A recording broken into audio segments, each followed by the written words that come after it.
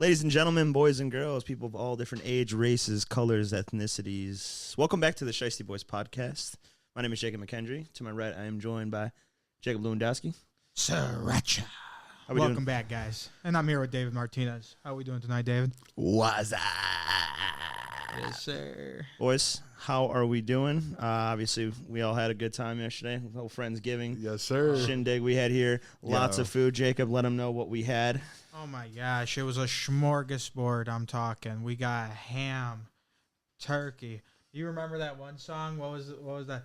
Greens, beans, potatoes, tomatoes. Listen, we got all that and some. So how you doing, man? I mean, top three dishes I got to throw out there. Top three. Shout out to JT with the Caesar salad. Caesar salad severely Lou, underrated. Got to give him a shout out. He made a large majority of a lot of the dishes. I was personally a fan of the ham and the green bean casserole. Fan of both of those. Also, special shout out to my fiance, Samantha. She made these delightful little apple puff pastry delights that they were absolutely delicious. Very good. So those are my top three. JT Caesar salad, though, number one, hands down. Like, I'm sorry. I didn't know we were ranking. We didn't have to do that. Really rank. Hey, you gotta be honest. You know, you gotta go with that crunchy ham. The Caesar salad, I'll put it at number two. But then we gotta go with that sweet potato casserole. That was good. Absolutely smacking. Jacob, what were you feeling yesterday? All of the dishes were phenomenal. I agree with David. The Caesar salad was great. The turkey was really good. Turkey was good. You got the new tools. You were injecting that shit with some butter. We upgraded the tech, no question. Pretty sure I saw like 5 pies yesterday. I'm pretty sure a bunch of people just brought a bunch of pies. This is the largest group, so we had like kids here, family shit. Yeah, like six the transition. 6 year going strong. It's kind of crazy now, Dude. but hey, at least that was a good time because what we watched before that is the same thing we've kind of been experiencing these 3 weeks. You throwing a flag already? Okay. Throwing a flag already, folks. This is New segment. Surprise, you guys. I have a new segment I'm introducing before we get into Bears talk. There's been a lot of negativity these past couple weeks. A large majority coming from me, especially. It's been dark. Guess what? We're going to maybe bring some light to this Bears team with the ultimate Chicago Bears trivia. I'm just going to get it wrong, and I'm going to get more pissed off. So I'm just like, we could go. So Lou and Jacob, I would say, they definitely view themselves as more Bears fans than me. Definitely. So I'm going to see what these guys really aren't we, know. since you switched over to it being a Seahawks fan last week? I just, you know, I got to say, if you guys don't remember from the last couple episodes, we had David, who was a Bears fan, now a Seattle Seahawks fan, but with the stipulation that he's coming back at the end of the season to what likely will be the repeat next season of doing the same thing over and over again. So, yeah, he's going to ask us a couple questions now. And, we'll probably get them wrong because, they're probably pretty tough questions. But the fact of the matter is, David, how do you feel? Your Seahawks are doing great, but the team you once loved is in shambles, and you can't even stay by their side. How does that make you feel? What color did the Bears wear in the 1920 season because it matched with the Staley Starch Company, the team sponsor for the first 2 seasons? So what color do they wear? wear? The options are green, blue, gold, and red. It's either green or red for sure. I want to say green, but because they weren't even. I think it's red, bro. I think it's red. Final answers? I'm going with red. Red? I'm gonna lock in a green. The correct answer is gold. Red. Oh, nice. Gotcha. Congratulations, Jacob won. So we're gonna do 3 questions. Whoever wins, best of 3. They are more of a Bears fan tonight. How many championships did George Halas win with the Bears? 4, 5, 6, or 7? 6. 6, Lou? I'm going with 6 as well. The answer is 6. Tied on that one. Good job, you guys. Good job. And for the final one, where did the Bears play in 2002 while Soldier Field was undergoing a renovation? The options are Northwestern's Ryan Field, Allstate Arena, University of Illinois Memorial Stadium, or Notre Dame? University of Illinois. Yeah, I agree.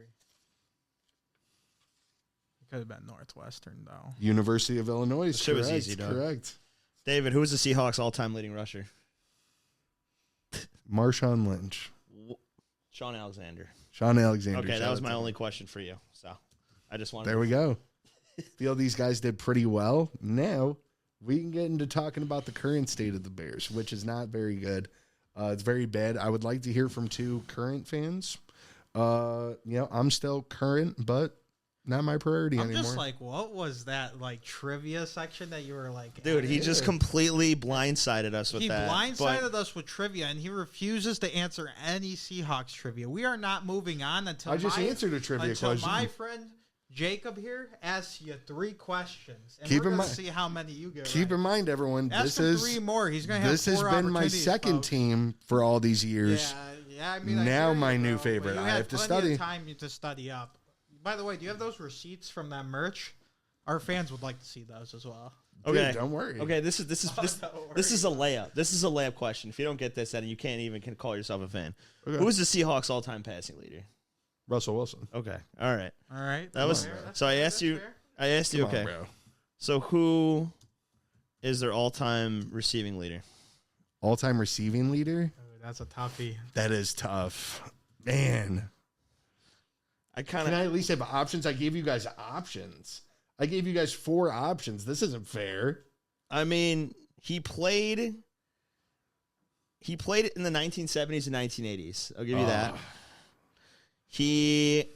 I'm gonna throw you a lip. He was a tight end. He wasn't even a wide receiver. Tight end.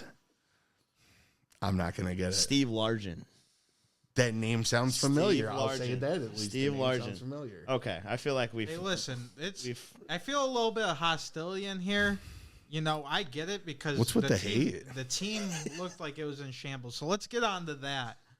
Chicago Bears, Minnesota Vikings. Jacob, give us a quick breakdown, man, because it makes me want to cry talking about it. I mean, I'm just kind of emotionless at this point. It's more so just watching Caleb get reps and more game time experience. One thing's for sure. I know this time 2 weeks ago we were talking about the move that they were going to make an offensive coordinator, and they made that move to Thomas Brown.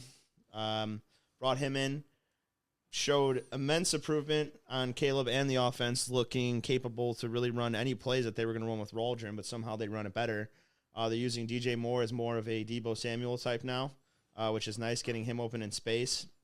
Caleb looks more comfortable, but there's always just one end variable to these games, and Justin Herbert runs in for the touchdown. Nice. Wow. Now all of our bets cash. But it's as long as I keep seeing improvement from Caleb with Brown as the offensive coordinator for now until the next 6 or 7 games, that's all I really care about. Because as I was stating before this, there's one variable in all these games, and they don't win the games. And sure, nothing matters unless you come home with a W, but seeing this rookie quarterback persevere with what he's persevered with everything that's happened around him and all the distractions, shows me that he's capable to be a leader in the NFL. And I think he's going to be a stud. I mean, yesterday, I think he threw for 340 yards, had a touchdown. 2 touchdowns. 2 touchdowns. No No interceptions. interceptions. That's a big thing, too, is he hasn't been throwing picks. Now, he had a very crucial play in overtime on that first drive where he held the ball for way too long. I think that's a rookie mistake. I think there's room to grow from that.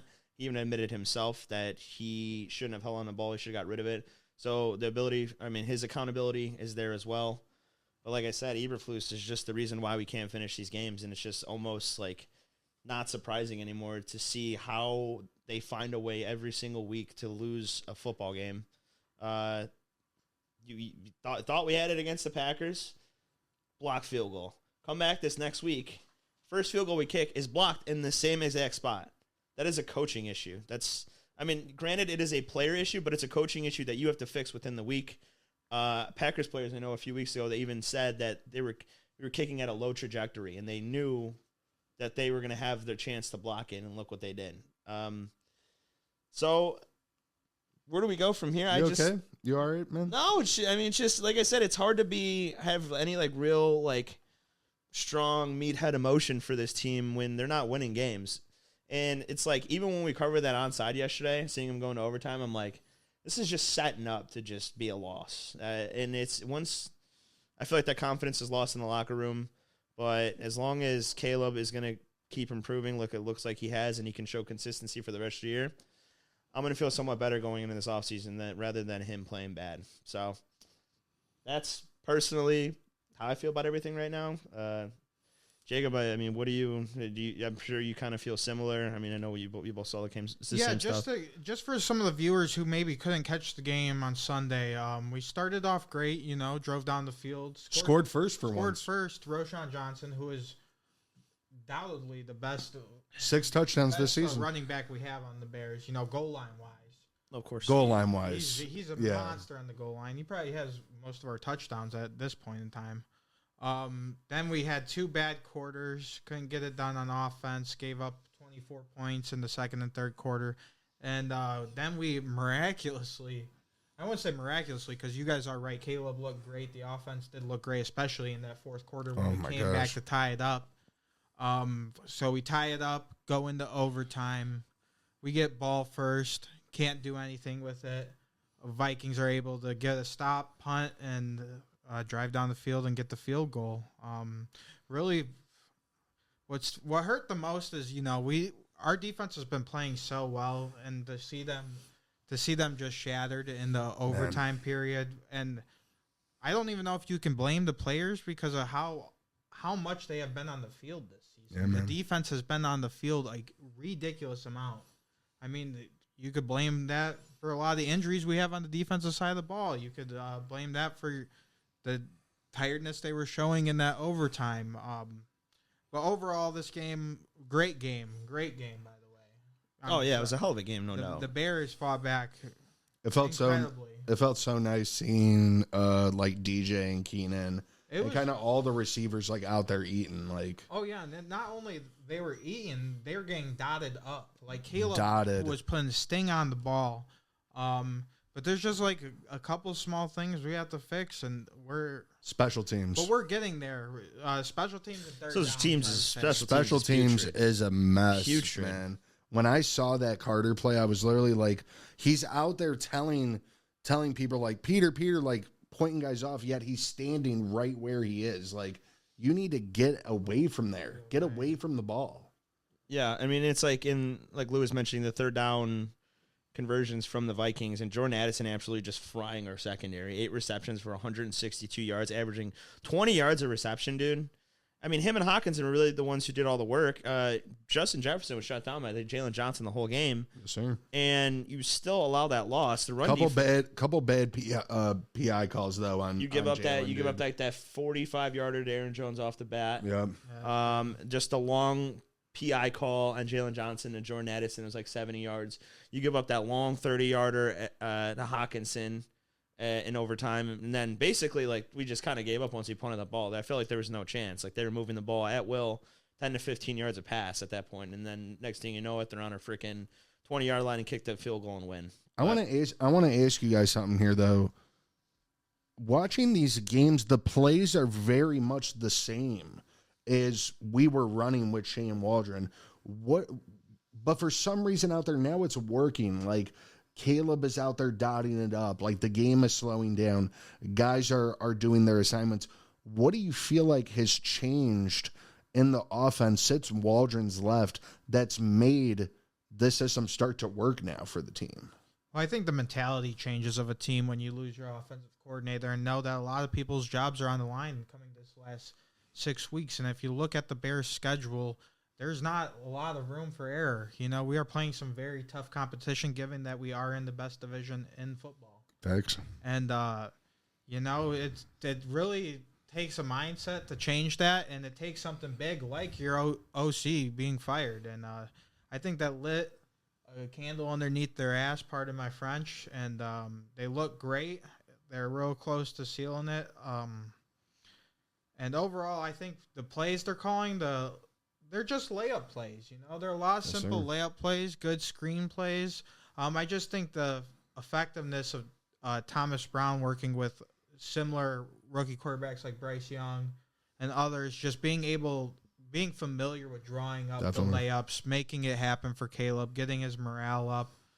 So that's honestly what I think. What about you, Jake? Respect that. No, I mean, it's literally, I was going to say the last thing that you said actually is Caleb's morale. I think with Waldron was like a skittish guy, you know how there was like the videos of him like shaking, like he didn't have a confidence or an aura to him, as everyone says nowadays, or just like he could feel like he couldn't command the room. And when you would listen to interviews after games, you would hear kind of players mention that without actually saying it. But now that he's gone, I mean, listening to Thomas Brown's conferences and just hearing what it sounds like to be a normal coach and how to respond to interviews and talking about how you want to lead your guys and what do you want to do for the quarterback. And the two most important positions are offensive line and quarterback, which is absolutely true. So, like, I think that instilled a new type of confidence in Caleb where you've seen in two really great throws yesterday that could have been easily intercepted, but he trusted his arm and stepped into it and threw it. I think he's just riding with confidence now. Like, yes, a lot of plays are the same, but then you also have different players running those plays. Like, you got a lot more DJ Moore underneath the line of scrimmage, who's actually really good at run after catch, which we would have never really knew because he was getting used as like a deep ball receiver. But now we see a new ability from him to catch the ball on the line of scrimmage and can take it 10 to 15 yards up the field in a matter of seconds. He's quick. So it's a way of utilizing all the players. Keenan Allen as well. Now that he's getting on a good connection with Keenan Allen. Keenan Allen's a really good go-to third down target on those 3rd and 3s, 3rd and 4s. I know he had a few big catches yesterday. And finally using your tight end who you signed an extension to last year, Cole Kmet. 7 receptions, Cole. 64 yards. I mean, tight end is a quarterback's best friend. So I think just utilizing all those pieces and everything we have on an offense while still staying true to who you are, just kind of gave Caleb a different sense of confidence. And if he's confident, the receivers are going to be catching footballs. They're going to become confident. So it all starts from that offensive coordinator position. I think Thomas Brown is the reason why they're looking good right now, which is reassuring in a season that feels lost at this point. Hey, so I love that. Love that energy. Let's get that new energy moving for the Bears. You know what I'm saying? They're tired. They're tired of losing, just like I am. You know what I mean? Do you have anything to say about like this game yesterday, or like what you see in this new found offense? Like what you hope to see last few games of the season? Like I know you're kind of off. You're off the wagon here, but like still, like what I'm seeing here is like, like this one. Caleb is the guy, bro. He's the franchise guy. Some of those passes you guys are talking about that he made yesterday. One that stood out the most, rolling out to the right, across his body at an off angle, throws an absolute dot to DeAndre Swift up the sideline. That ball had like the perfect curve on it, the arc. Nasty. It was insane to witness. Those are those Mahomes-esque play that Caleb is capable of. You know what I mean? He's really his own player. I like the fact that I'm seeing him move around a lot more, picking up those first down with his legs. Guess what? When you got that many receivers over the top, you're going to have that room to run, get that first down. But overall, what I'm liking the most is it feels like the offense has like some balls. Like they're not afraid to really take a shot. You know what I mean? Like in the game, man, DJ Moore, he should have had a passing touchdown. That play, he was wide open, missed him by that much. That could have been something special. But feel like the offense is just playing with more balls. I feel like the defense needs to get healthy again. I feel like we still need some more depth at these key positions. You know what I mean? Like dudes are getting tired out there on the defense. You know what I mean? Like that's why the Lions went out and got a baller like Zadarius Smith to, help relieve those guys after an injury. So overall, team is looking good. The roster looks good, but Eberflus needs to go, man. I cannot return to this team if Eberflus is still the head coach of this franchise anymore. Do you think if the Lions come in and drop 50 on our heads this week that he gets fired on Friday? No.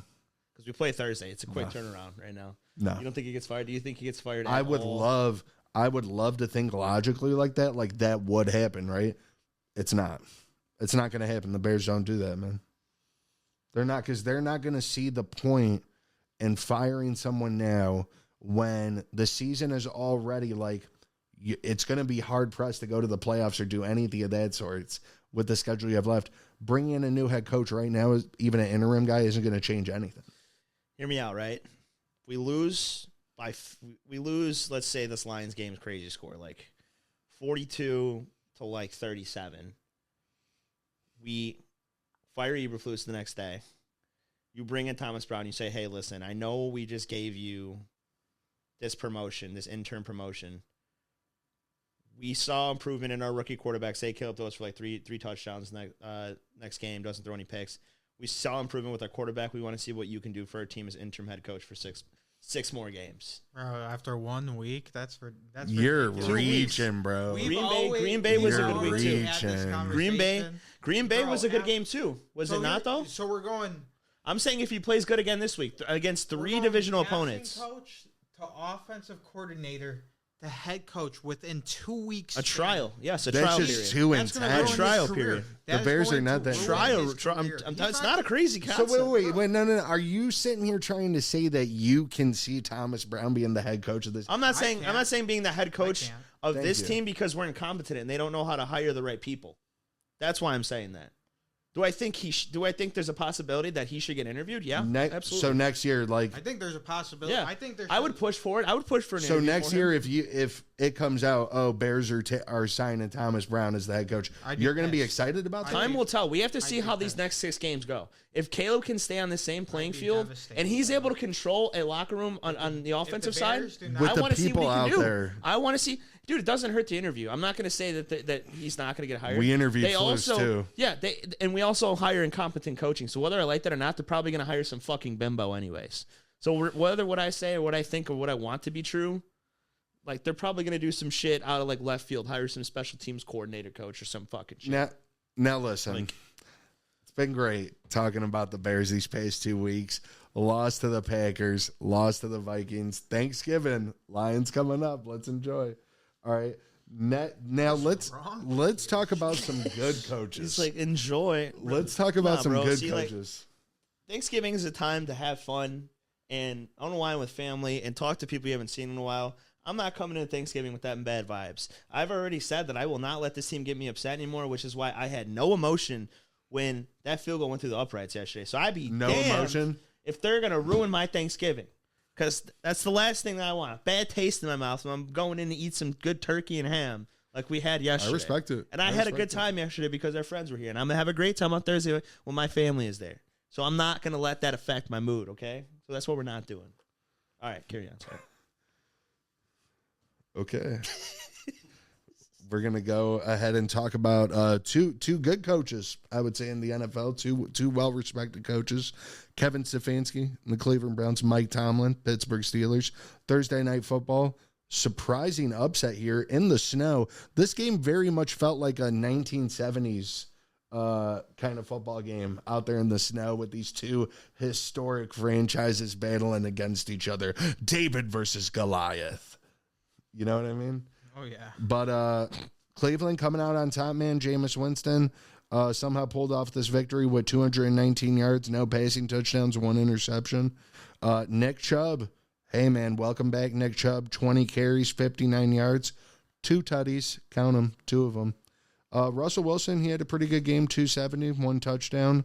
Justin Fields, we saw Justin Fields coming into the mix with some different run packages. That was interesting. But ultimately, even a great performance from Calvin Austin III and Jalen Warren on the ground getting a touchdown. Najee Harris looked absolutely horrible out there. I don't know how he's an NFL running What's his back. name? Najee I Harris. thought you said Najee. No, Najee Harris. Like, Oh, okay. that's pretty messed up. Whatever. Jacob, did it sound like you said Najee? Yeah, it did say his Nah, I mean, Najee. no, We're it's, just asking. yeah, you We said weren't it the right trying to way. come at you. Okay, good. you said it Like, the right way. I'm not like these announcers who get paid millions to mess up guys' names. That's Like, crazy how announcers still do that. It makes me so Come on, mad. bro. When they like mispronounce like Bears players or anyone's name. You're on telling me TV. this whole time before the broadcast you weren't like reading like the names, like making sure I you get know how to say them. Oh no, it's simple names. Like it'll be like Tory Taylor, it'll be like Troy Taylor. Like, dude. Like, come on, bro. Like, y'all got to know something here. But overall, man, congrats to the Cleveland Browns on the W. Ultimately, Steelers did look good. The Browns, they just managed to pull it out in the end. Jerry Jeudy, he had a great game with Jameis, man. They were showing a great connection out there. Overall, insignificant Browns W. Steelers still sitting at 8-3. Looks like they're sitting pretty in the AFC. Some tough games coming up, but I'm excited to see what else that team can pull out, man. It would look like a frozen tundra on that field. It did. I remember I was kind of watching the updates on my phone, and then I came back, and you were watching. I was like, bro, what the fuck? Like, it was just completely covered in snow. And the fact that they even had the passing yards that they did, because I heard it wasn't even really that bad in the first half, right? No, I heard it the wasn't second bad half. in the first Okay, yeah, because I remember half. looking at it, and like I'm at work, I'm like, why? Like, how do they have so many passing yards in the first quarter? But then I came back, and then I saw, obviously, that's when it was snowing. I figured this was going to be a big chub game, too. 59 yards on 20 carries only, but 2 touchdowns kind of shows you where they used them. They used them kind of when they needed them in the goal line. Like you said, big game for Jerry Jeudy, 6 receptions, 85 yards. I think this is just a bigger loss for the Steelers, though. This is definitely one that you kind of needed. An in-division game, tough AFC conference. You're still they're still fighting for playoff seeding as well, so I think this is just a bad loss for them. Russell Wilson didn't play that bad. I just think their team really didn't overperform. None of the receivers really had more than 80. Like Calvin Austin, Freiermuth, Pickens, they were all kind of sharing the ball, 3 receptions, 4 and 4. So not much from the receiving crew. Like you said, Najee was a little slowed down. So all in all, I think the offense just looked kind of stagnant. I do think they're still going to be great moving forward. You have a lot of defensive pieces that'll be able to get you to win some of those tough fought games, which they technically still had a chance here, but they got to the 40, try to throw a Hail Mary. That was never going to happen in that weather. But you got to win games like this if you're Pittsburgh, and it's definitely not a good loss.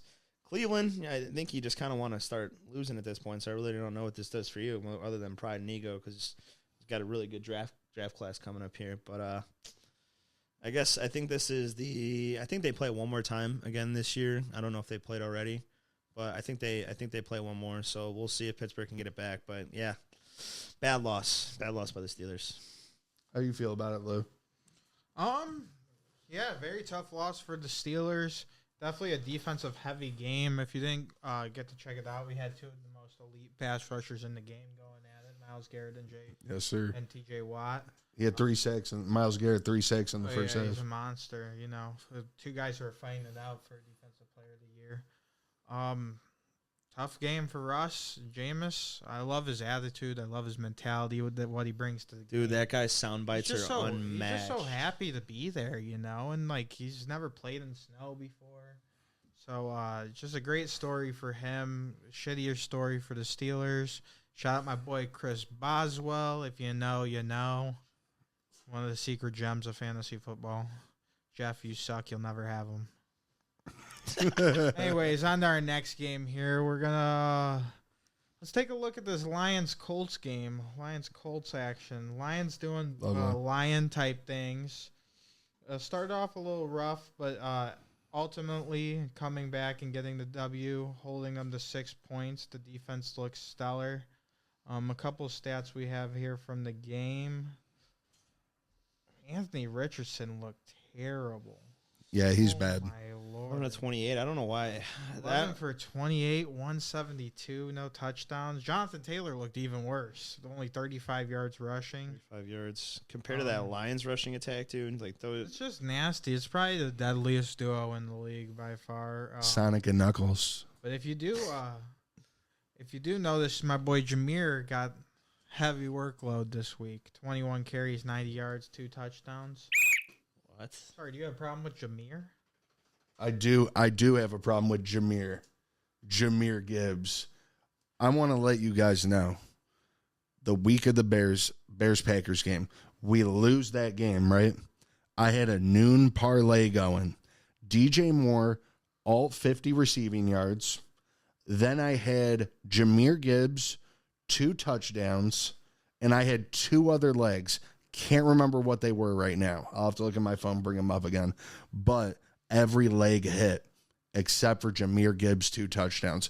I don't know what Jameer did at practice, but everyone was out there eating. There were multiple times where they could have given Jameer the ball and scored a touchdown, but no, they decided to give it to Brock Wright. Or no, they decided to give Amon-Ra a second one.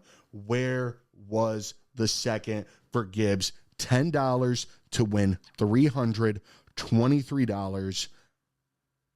Absolutely heartbreaking. One of the worst days ever. My fiance complained that I was being mean because of how upset I was from that. Were you being mean to her? I think he was. I was there. frustrated. Trust me, I know how. I've been Here mean I to a am. lot of people when I've been losing bets, bro. Like Here I am, it's like I back just made against the wall breakfast, like type I'm shit. feeling good. Like no, Jahmyr Gibbs. That's all I got to say to you right I think. now. Remember we were talking about that the other day, like what we would do if there were like a lot of people here and we lost the last leg of a parlay to win like $3,000. You like everyone would have to leave. Like Oh yeah. yeah, for everyone's sure. getting kicked out of the house. Get and I'm out. sitting in solitary confinement, Get just out. staring at my wall. Dude, I might leave the house personally. And Oh yeah, I would probably need to go like on a walk or am some I shit, or coming just home? start Who sprinting. knows? Just start literally sprinting, dude, down the street. I'm done. But dude, these Lions running backs are absolutely disgusting. I think Jahmyr Gibbs is starting to become the lead back in that offense. But like I said, Death, Texas, and David Montgomery scoring touchdowns as well. So you just got to think that one of the two are going to get one guaranteed every week. It's just a matter of who it's going to be and how many they're going to score. I'm genuinely scared for this Bears rush defense against this team. How many points? Like I feel like we How were many doing points- pretty well. I think we Against the hold. I run. think we hold them to under 30. I think. you think we hold the Lions to under 30? Yeah. Yeah. Bro, this is a very similar team to the one we played last year. Offensively. I don't think Jahmyr was as developed in the offense last year as he was this year. No, definitely not. I think that's the difference. I think But I think because there were times where they could have used him a lot last year, and they didn't to the extent in which they're doing. Let's right be now. honest, though, you guys. The Lions' wide receiver depth is thin. Very thin. I think They do not have that many guys, bro. Yeah. Honestly, you just kind of like what the Texans did to him. You just gotta make them. You gotta make them honest, and you gotta make them pass for it. I promise You you. can't bite on the play action. The play action is going to be the most. Bears defense versus the play action of the, mark my words, the Lions is going to be the most important part of this game. If the Bears are biting, if they're giving up tons of yards on the run, first off, that's not going to be good. If they are biting on the play action, Jared Goff is going to get whatever he wants. Oh, yeah. If play they action. can, if they can stop the run at first, and then now that you've stopped the run, you can stop the play action because you know the pass is coming, and force Jared Goff to be a pocket passer. We have a chance to win this, believe it or not. What I'm concerned about too is the Lions' offensive line against our defensive line that has been doing little to nothing. I mean, Montez had a sack yesterday. I think that was the only sack of the game, and Yes, sir. the first sack in a while. Like our defensive line has been playing poor. It seems like they can't get any pressure. So I'm worried about it when Goff has time to drop back. Like you said, they don't have many targets, but Amon-Ra St. Brown, Jamison Williams, who's a speedster, we got killed by Jordan Addison yesterday. And I think Jordan Addison is an elite wide receiver. He's just not eating in the system. elite. Okay, He's that's an elite the receiver, conversation. bro. No. What do you define as elite? Someone who can just get open, bro. Like someone who can get open and has those unique qualities. Jordan Addison is long, but he can stretch the field and he's very fast. You saw it yesterday. Here's what we're going to do. We're over here talking about how the Bears secondary is one of the best in the Here's NFL. what we're going to do. But Jordan Addison is out there torching us, bro. Listen, this is what we're going to do. Jake runs our Twitter, if you guys didn't know. Jake's going to put up a poll, and it's going to be, is Jordan Addison elite? I guarantee, I will bet David now that our viewers will not agree with what you're saying. Jordan Addison. How about Jordan Addison or Michael Pittman? Let's just start no, there. because that's not. Michael Pittman's not elite. He's talking, not elite. We're bro. talking about, is Jordan Addison elite? Jordan Addison or Devontae Adams, I guess. Bro, that obviously Devontae, bro. Okay. Come on. Jordan. Just name a couple. Let's Jordan Addison or Mike Evans? Mike Evans. No question. Okay. Jordan Addison and DK Metcalf. DK. No. I'll take DK, yeah. chance. Jordan Addison or Jackson Smith and Jigba. I would That's a I'd good take count. Jackson Smith. I think Jackson Smith and Jigba. Now, how about Jordan Addison or T. Higgins? I'm taking Jordan Addison 100%. Higgins. Jordan Addison 100%, dude. Dude, I'm taking Jordan Addison. Higgins. You're T. crazy. You Higgins couldn't is buy me enough horrible, flags. bro. You couldn't buy That's me a enough crazy flags. T. Higgins is going to get a huge contract next year, and he is going to be Oh my God, he's going to be bro. on the IAS list, bro, next year. It's always something. There's always something wrong with T. Higgins. Jordan Addison or Debo Samuel? I was gonna Jordan ask Addison. first. Oh my god! I'm taking Jordan Addison Over currently, bro. Debo. Debo is doing Debo's playing horrible. poorly right now. He's doing horrible this year, bro. Overall, like I think I would still take Debo. Nah, bro. Nah, I'm taking. Hey, ready for this one? You're gonna like this one. Jordan Addison or Khalil Shakir? Jordan Addison. No fucking chance, bro. Dude, Khalil Shakir, like, Oh my god! he's I a wish number I one because had he's on the 30 Bills, flags, bro. He's literally only dropped 6 passes in 12 games. That's ridiculous. Bro, get out of here. Bro, you're insane. Here, let's talk about this. Anyways, hey guys, check out that poll. I'm gonna have Jacob put It'll it be up. posted after this episode. He's gonna put up. The Hey, poll. Jay, I might need you to give Lou and I another flag, bro. I think Lou and I need another flag. Listen, From now on, we're doing 3 flags, bro. What? Yeah. dude, I don't even know if Jordan Addison could have made. I already could've got made one. I'm that good. catch. All right, so where are we at? Lions. Let's Colts. talk about the Texans-Titans game, you guys. I like it. Texans-Titans, this one, honestly, I think we can all admit C.J. Stroud is not having the year everyone thought he was going to have. This is one of those guys I feel like it should have been on everyone's radar.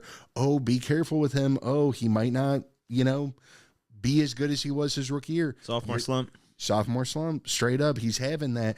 Even with Diggs, he was still having that issue with turning the ball over. He's throwing a lot more interceptions, making some poor decisions. Luckily, he does have Nico Collins back. He had a great game, 5 receptions, 92 yards, 1 touchdown. That was good to see. Tank Dell, he had 72 yards on 3 catches. But overall, man, even Joe Mixon in this game, he got absolutely silenced by the Tennessee Titans. 14 carries for 22 yards. That is absolutely insane. And overall, man, the Titans, I really liked what I was seeing from them, man. Calvin Ridley, I've been saying this. I think Calvin Ridley is a valid number 1 wide receiver in the NFL. He clearly is starting to build that connection with Will Levis. Also, a sleeper receiver on this team, man.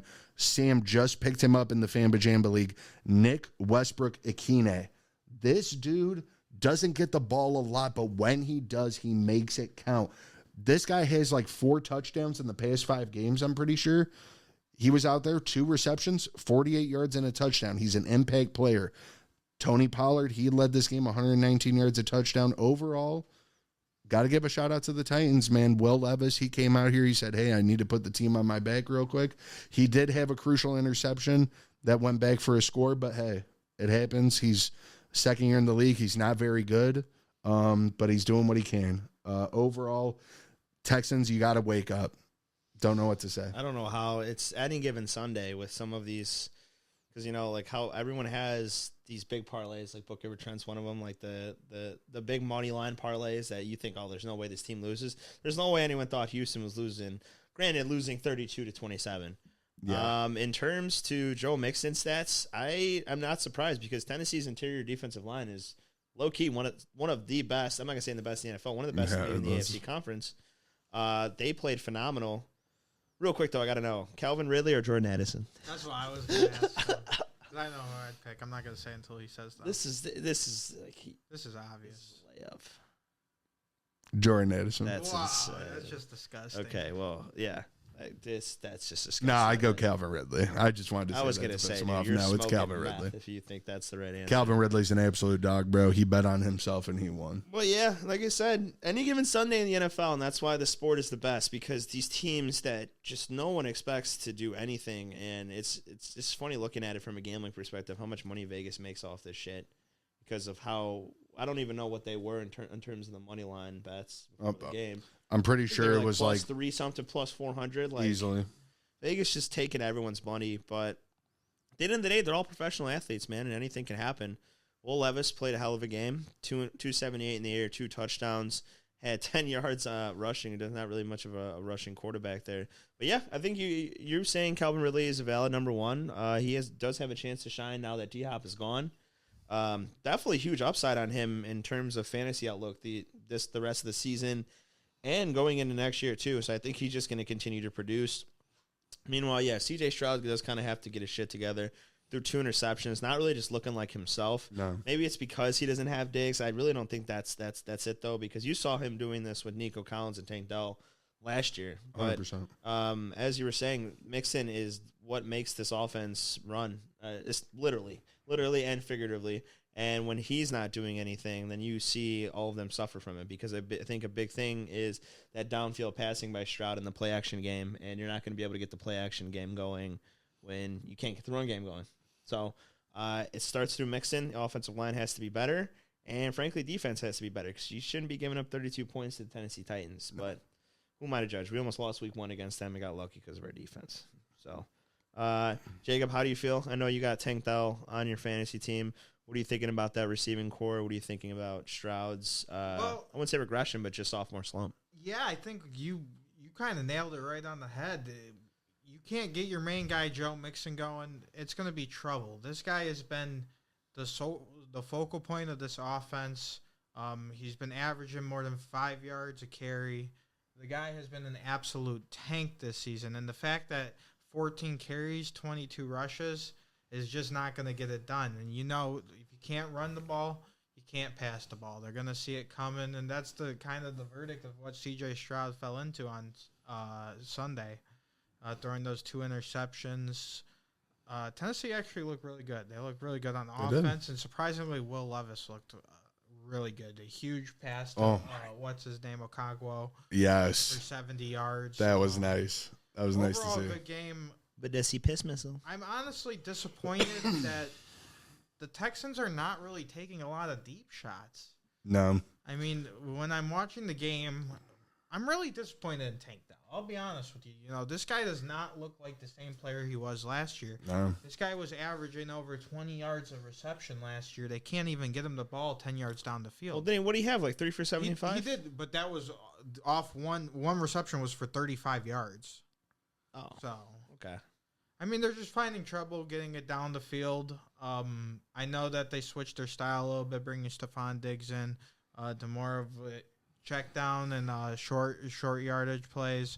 But, I think if they want to win next week, definitely got to get Joe Mixon going, and definitely got to find a way to get the ball downfield. See, this is why I say, like, any given Sunday, because everyone was slamming Dobbins is under. And he's almost at 45 yards right now. Yeah, he's going. Dude, like, the Ravens are supposed to have amazing rush defense. Like, they're like, I said it. Roquan Smith was out. They're not gonna do shit out of the run game. And now fucking Dobbins is like 3 catches. Then he's got like 45 yards. So really, just like I said, anything could happen. I dropped it. Yeah, but let's talk about someone who has taken the league by storm with this next game, moving into the 3:00 slot here. Bo Nix. Lou, I want to ask you straight up, man. Is Bo Nix right now, current game he's playing, is he performing the best out of any of the other rookie quarterbacks? Absolutely. Yeah. Honestly, absolutely. It was Jaden Daniels for a while, but this 3-game losing slump they're on, losing the Cowboys doesn't look good. Bro, that loss was absolutely insane. Yeah, by the way, we have to go back and talk about that. Just go ahead and briefly touch on it, because I know that you... But Bo Nix, he's definitely looking good, but I will give it to him. He does have the best coach out of the 3. Absolutely. So, and the way he's drawing up plays for Bo Nix, he's making it very easy. Sean Payton has worked with worked with Drew Brees, who is the king of the short routes. He literally made... what's his name? MT Michael Thomas, famous for the slant route. Mm-hmm. Slant God. He looks fantastic. Honestly, he looks fantastic out there, and oh my gosh, he's making Cortland Sutton look like a top 10 play every week. Literally, man. Cortland's son is a dog. These past 5-6 games have been insane. But would you have said that week 2? Would you have said that week 3? Absolutely not. No. When Cortland Sutton wasn't doing anything. Goes to show how nice it is when you have an offensive-minded coach that knows how to think properly and knows how to work around the quarterback. Yeah, it's scheme. Scheme is literally 80% of the game. This dude was what, the 1, 2, 3. He was sixth drafted quarterback. This is one of those. The last drafted quarterback in the first round, bro. And look what he's doing. This is one of those teams. I think they could beat the Chiefs when they play them again later this season. This is a team that I could see sneaking into the playoffs. This is a team I see sneaking into the playoffs, man, seeing if they could do something. And you got to think, man, he doesn't really have that many receivers out there. Like Devon Vele, Marvin Mims, Troy Franklin. He's just making it happen out there, dude. Yeah, if they make a crazy move in the draft or in the offseason and get him a stud number 1 receiver, oh my God, team's going to take off. I mean, that or even just a solidified RB1. Imagine they someone get- to help him. Imagine more they on the get this offensive kid, end. that wide receiver from Arizona, Savage, or they I get, think he's going early. or they get homeboy from Boise, Ashton-Jeanty. See, but with the way they're playing right now, I don't know if they're going to get. They would have to make a trade on draft night to move up. But Absolutely. at this route, there's no way they're gonna get a pick that early. But they look lethal, and Bo Nix does look great because, like you said, with the receiving core that they have, you would have never expected this coming out the draft. Now, before we move on to the next game, RIP to Gardner Minshew season. Broken collarbone out for the year. Gardner Minshew, good luck with everything. Sorry it didn't work out for you in the Raiders. All right, bro. Before we go forward, we have to go back first because we have. That's what I was saying. Going back. Okay, to we have to mention this Commanders game and the absolute chaos that ensued in the last 5 minutes of the game. Oh, Jacob, my the gosh. last 3 minutes. Jacob, I know you had Nah, I don't even want to talk about it. you had some stuff writing on this game, and I know that punt return cost you dearly. What was the exact bet and what? You know me. It's Lusky, king of the parlay, 8-leg god, Mr. 8-leg Louie. Mr. Octopus, can hit a parlay anytime. I'm on my last leg. And yeah, they call me Last Leg Louie. Last Leg Assassin. Big Mama's House, the last chapter. What? So I have the under 43.5 points, right? I'm thinking it's looking great. I mean, dude, they're 3 quarters. They literally have 20 points. I'm thinking this is a shoe-in. I'm counting the cash. We're talking 10 to win 550.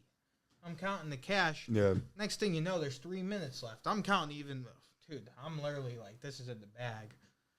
Let me read you the scoring summary from the last 3 minutes. Go for it. I want to hear We this. have a touchdown to Zach Ertz from Jaden Daniels. Saw makes that. Makes the score. It's 20-9 with 3 minutes left. That makes the score 20-17. You're like, okay, I still have a little leeway.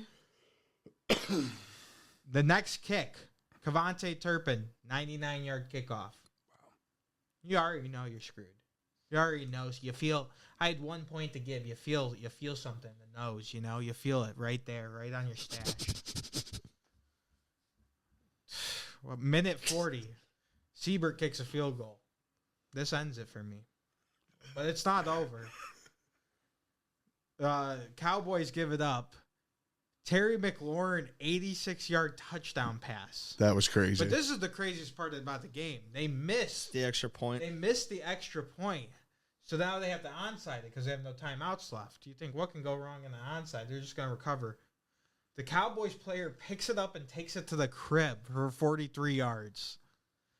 Now the score is literally 60 points. Didn't they go for 2 as well on that? There was literally 30 points scored in 3 minutes.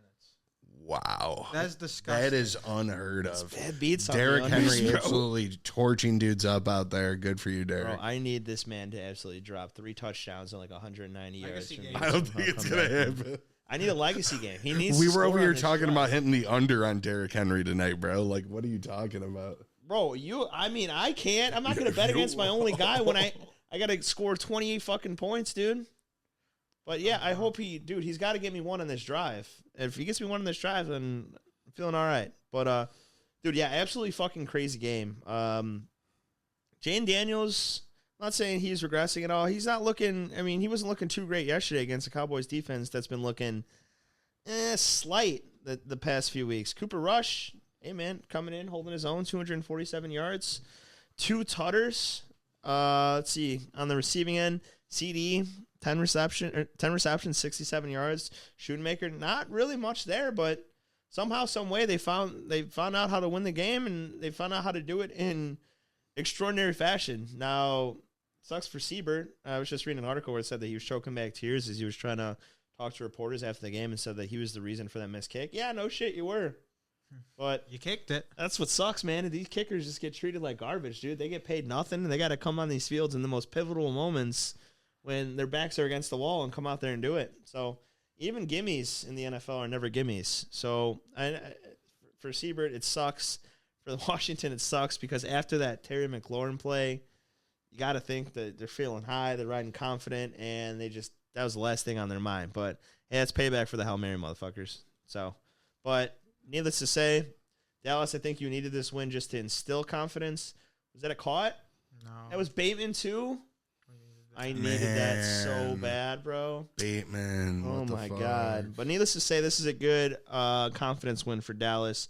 Still curious to see what's going to happen with their coaching situation moving forward. I feel like someone's going to get fired in the offseason. I don't know if it's going to be McCarthy. I don't know if it's going to be the OC. But any win for that team is a positive because they are just at the lowest of lows, along with a lot of franchises in the NFL this season, I feel like, are just having really bad roller coaster seasons, and we're one of them. But any win's going to bring your team confidence. So, anyways, now let's talk about a team who did win this weekend. The Seattle Seahawks taken first in the division, defeating the Arizona Cardinals. Man, this Seahawks team, man, this was not a fun game to watch, I'll be honest, but the Seahawks are coming, baby. Our defense is healthy. We got Witherspoon out there. We got Woolen out there. We got the dogs in the hunt. Geno Smith out there, 254 yards, 1 touchdown, 1 interception. It happens. Kenneth Walker, 16 carries, 41 yards, but making up for it in the receiving game, 4 receptions, 52 yards. 2.6 or carry. Let's go. And the new number 1 wide receiver emerging in Seattle, Jackson Smith in Jigba, 6 receptions, 77 yards, and a touchdown. My goodness. This was great to see. Honestly, the Seahawks, the Cardinals, they're a tough team, man. People had ideas on what type of team the Cardinals were going to be coming into the season. They were wrong. They are contenders. They have pieces on that team working together. You had Trey McBride in this game who absolutely shit on us. 12 receptions, 133 yards. That's disgusting. That's a dog. That guy is a dog. Overall, man, shout out to the Seahawks. Shout out to them for shutting down the run game and making it happen. That had to be Seahawks, offsides. let's keep it rolling this year, man. Was that offsides? False my start. God. False start. Bro. All right, so before we move on to the next game, I'm just going to give you guys a little rundown of the games we didn't have enough time to cover here. Dolphins major win over Patriots, 34-15. Buccaneers just completely obliterate the Giants, Horrible. 30-7. Crazy game between Chiefs and Panthers. Panthers almost come back to win it, but Mahomes always gets the last laugh, 30-27. Packers, no need to go over that. Packers destroy a Brock Purdy-less 49ers, 38-10. Their quarterback had a broken finger. Yeah, that's just great. Absurd. What? And there goes Lamar. Todd. Need it for the rush yards, but Jesus, I really wish that freaking Henry touchdown could have hit. Let's move on to the Sunday Nighter. Sunday Nighter. All right, before we start with the Sunday Nighter, I'm going to make a proclamation. And I'm going to say that I'm throwing this bat down, and I'm doing it once we get off this podcast. Okay. I'm taking Saquon Barkley to win MVP. I'm taking him to win MVP. The man is absolutely unbelievable. 26 carries, 255 yards, 9.8 rush yards a carry, 2 touchdowns, 72-yard long, had a 72-yard rush, a 61-yard rush. Not to mention he caught 4 catches for 47 yards on 4 targets. Absolute fantasy machine and should be the MVP of this league because, quite frankly, the man is unstoppable. He's got 1,400 rush yards. He's ridiculous. He's easily hitting 2,000. I mean, I'm not gonna say easily. It's gonna be pretty damn close. But the way that he affects the offense and the way that they go about doing their business is crazy because it could just be run. And once you get that defense to commit is when you hit A.J. Brown downfield for a long ball. 6 receptions, 109 yards yesterday, 1 touchdown. Jalen Hurts, only 179 yards, but that's not even needed when you have a guy like Saquon. And they were showing lifting videos of them yesterday. I don't know if you guys have ever seen how Jalen Hurts could squat like 600 pounds. Oh, yeah. There's video of Saquon doing box squats of 600 pounds, like for reps of like 6 to 8. So they're both just freakish athletes to begin with. And when you have a mobile quarterback like Jalen Hurts who can run people over and a mobile running back like Barkley who's quite frankly mobile, can do everything, I I've said it a few weeks ago. I'm saying it again. This team is to beat. This is the team to beat in the NFC. I really think they have a chance of making the Super Bowl again this year. I think it's going to come down to them in Detroit, like I said. But the way that they played, the way that their defense was able to, I wouldn't necessarily say lock down the Rams, but after a touchdown early on in the game, you held them to no points in the second, and then only 13 points from then on out. Quite frankly, if your defense is only allowing 20 points a game, you should be winning that, and they're winning it by a wide margin. They won by 17.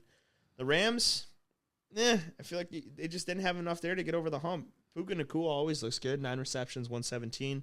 Cup barely hitting his line yesterday. Hit it on like the last reception in the game. 8 receptions, Shout out 60 Cup. yards. An absolute stud.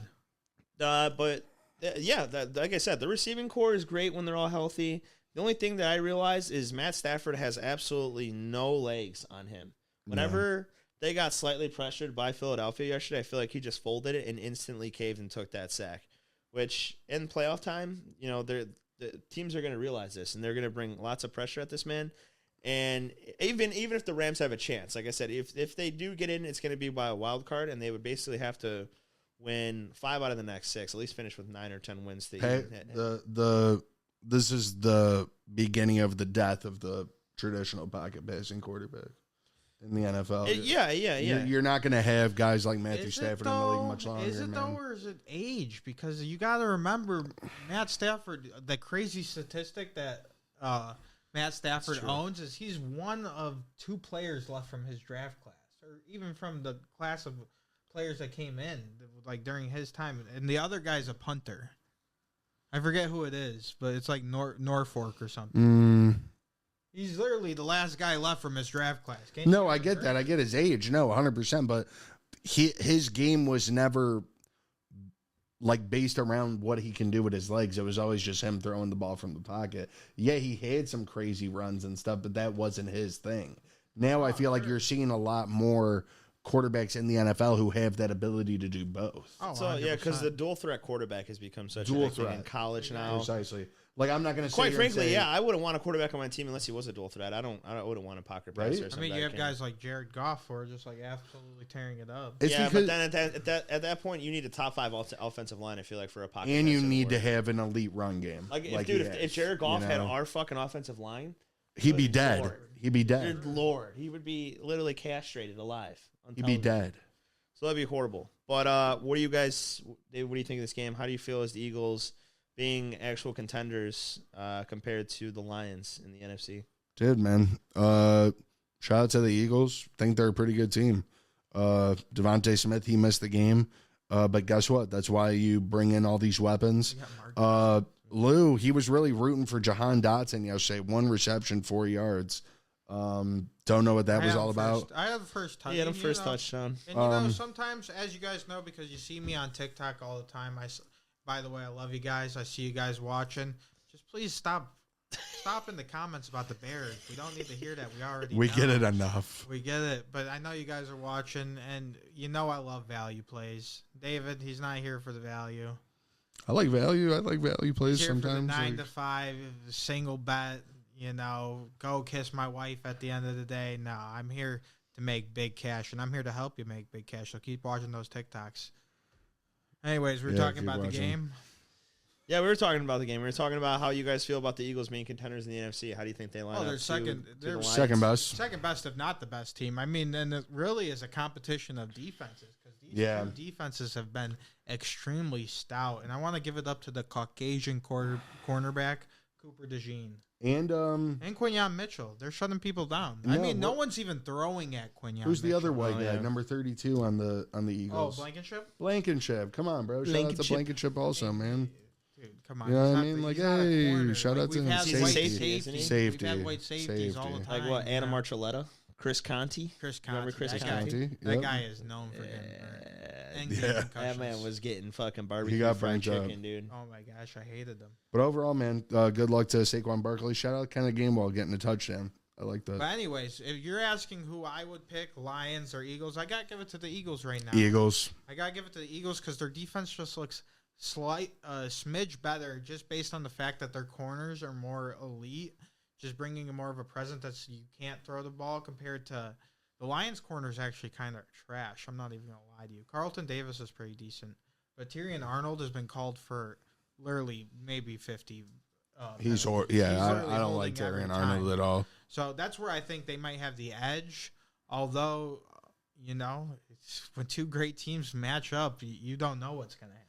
Very true. And it's really about swings. So I think this is going to be a matchup we might honestly see for the NFC Championship. I agree. Lions versus Eagles, if not seen earlier into the playoffs. But great team. Defense seems like they're getting better week in, week out. Jalen Hurts. One thing I do want to bring up before we get to our fantasy portion, did you guys see the tush push that didn't work? Literally, Yeah, I never did. see that. Did not work. I did. It's a rare occasion. Very but- rare. And I don't even know how you plan to stop it. That was just more of a luck thing, I feel like. There's just science behind it, apparently. And now that he's got like a new strategy, you notice he's like ducking down and he's looking for like trails to get it.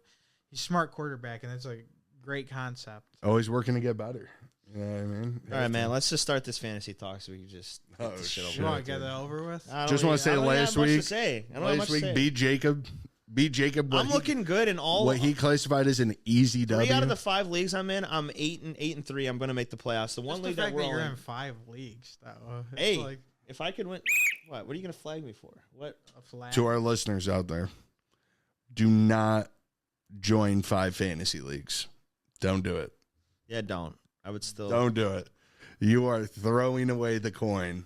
Keep it to 3. Keep it 3 and under. I would advise against it, but if you're gonna do it, you have to go big. That's what helped me win a lot of games the first few weeks. Is you have to go big on like one player and try and get him on every single one of your teams. And if that guy pops off, then you have a good chance at winning a lot of games. But yeah, other than that, mix and matching players is like so difficult to root for. But yeah, meanwhile, I think my team might be cooked. I'm not sure what Henry's at right now. He's at 5.7. I need 28 more points from Henry, and not looking like I'm going to get it, and probably going to fall to 4-8, and more than likely eliminated from the playoffs in our big league. I talk about our big league because it's a big payout. Me and Lou are the commissioner, so that's really the one we focus on. I don't really got much to say. I always love my team on paper. Jefferson got held to 2 catches yesterday, but Jalen Johnson did not help me. Aaron Jones fumbled on the 1-yard line. Tyrone Tracy fumbled on the 1-yard line. So at that point, kind of just got to wave the white flag and call it as it is, man. I think my season's over with in this league. So that's what it is. That's a tough one. Yeah, I'm out here battling. I'm not gonna say that I'm done for. Listen, this is a team, my team, who started 2-5. At one point had 8 injuries. How do you even play a full squad? That's true. With 8 injuries. That's true. You ask. I did it, and I battled those demons. And guess what? These teams, these top tier, you know what I'm saying, David? Yeah. Top tier teams, you know who you are. Actually, I'm going to call you out. Jeff. Oh. Huron. Oh. Adam. Oh. You see me in the playoffs, I make it there. You see me, you better put the cigarette out now because I will start a flame that you cannot put out, brother, if I make it there. And yeah, Kieran, you remember 2018. Jeff, you remember 2020. These are guys I've seen. Listen, David, you know I'm a witty veteran. You know I've been there. You know I've done that. I've walked the walk. I've danced the tango. These are 2 guys who claim to be the best. I've already beat them for championships. Let me remind you, I'm a 2-time. Kids. They thought I was done. Kids, look out. It's the Fantasy Grim Reaper. Listen, hide your kids. Hide your wife. The OG Fantasy Grim Reaper, if he makes it to the offs, will be a problem. Guaranteed. Okay, Mr. 3-8, dude. Like this guy over there. And then what's up? You're the commission fan, Bajamba. How you doing in that one? We can go over that real Bro, quick. we know I'm doing that one. I'm not doing good in that one. Like, leave it alone. You said I could have a player though. Jacob, it appears here that he is 2-9, and he is about to lose this week as well, so he would be moving down to 2-10 in that league. Right. Yeah, this week in the Big Money League, probably going to lose to JT because I fucked up. Didn't play Jordan Addison, one of my favorite players. He was talking about how Jordan Anderson Didn't even play him. Didn't even play him. He's my that shows favorite his after this confidence week. level, bro. After this weekend, he's one of my favorites. Overall, hey, it's probably over for me, but it's been a great year. Hopefully, I get to come back next year and Jeff isn't in the league. That'll be great. You and Jeff will be in the league. This is Yeah, we'll be in the league. Jeff will be in the league. He was like, be I don't in want it. to. All right, maybe I will. I don't know. All right, whatever. I just will ignore him. Yeah, I'll be in. I'll be in. But yeah, it's been great. But hey, in my other league, doing pretty well. Really need the Chargers defense to stay strong right here. So let's go. Let's keep it going. Let's keep these guys out and let's keep me moving to the playoffs. So usually we have our best bet thing. I'm thinking, I have one. You want to go for it right now, or what we could do is Do we a can straight money line and spread. We could brainstorm and we can throw something together and post a TikTok on Thanksgiving Thursday. All right, let's do that. We'll do it. That? But I'm going to let you guys know right now, Seattle Seahawks for my prop bettors, $100 on this. Seattle Seahawks minus 3.5 against the Jets, plus money, plus 126. Lock that one in. That's pretty nice. I like Okay. that, honestly. All right, that's a little sneak peek. I mean, meanwhile, the Bears are 11-point underdogs. Oh, I'm taking double doink. Spread on that one could be. I just said double doink. No, dude. Why would you say that? No, hey. Whoa. We gotta wrap it up now, bro. That's just all right. I'm sorry. Hey, I'm Chicago. still rocking the Sorry. Bears, bro. Yeah, honestly, I think we might have to consider the show ending because just Seahawks and Bears do not.